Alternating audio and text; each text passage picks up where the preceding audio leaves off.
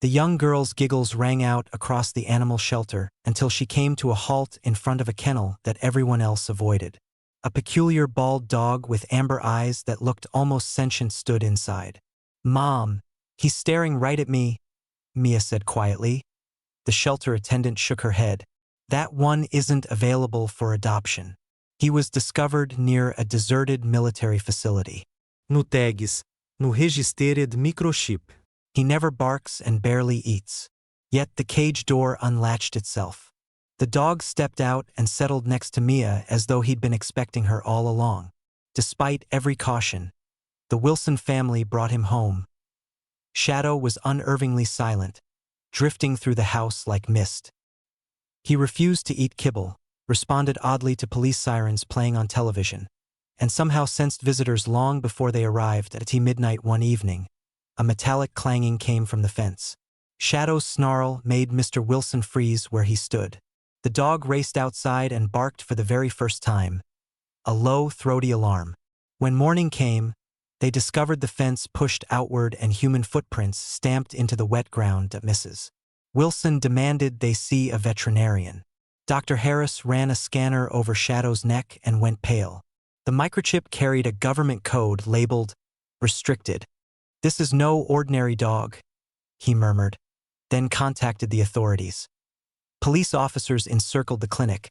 "That animal is linked to a classified military program," the commanding officer stated. "Project Cerberus, experimental canines engineered with superior strength and cognition. Built for warfare. The initiative was shut down years ago. Every subject was supposed to be eliminated." Mia wrapped her arms around Shadow's neck. "He isn't a weapon. He's part of our family." Shadow placed himself between the child and the officers, snarling in defense. That evening, dark SUVs pulled up to the Wilson residence.